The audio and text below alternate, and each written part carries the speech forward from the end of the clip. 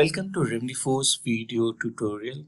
In this video, we will show you how to make the staff field required for BMC Helix Remedyforce incidents. Let's quickly move to the demo section.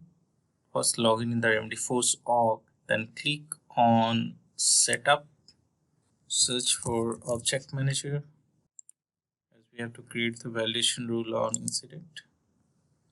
Here you go. And click on the validation rule section, click on new, write the name of the validation rule, that is staff required.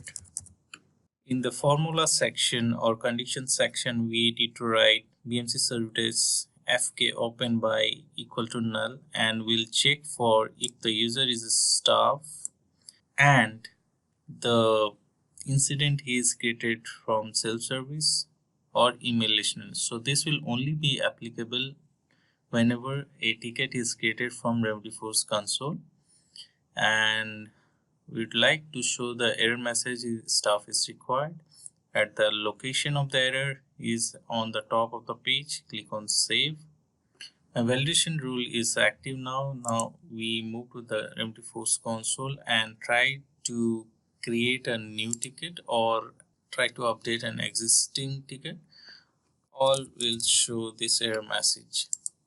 So here queue and technician. So staff, I have renamed the label here. So technician is staff. So if I select the queue here as a card service and I'm keeping the staff field as blank, and then I try to click on save to create a new incident, it will throw an error, staff is required. Please note, this will not be applicable if the ticket is created from self-service or from email listener.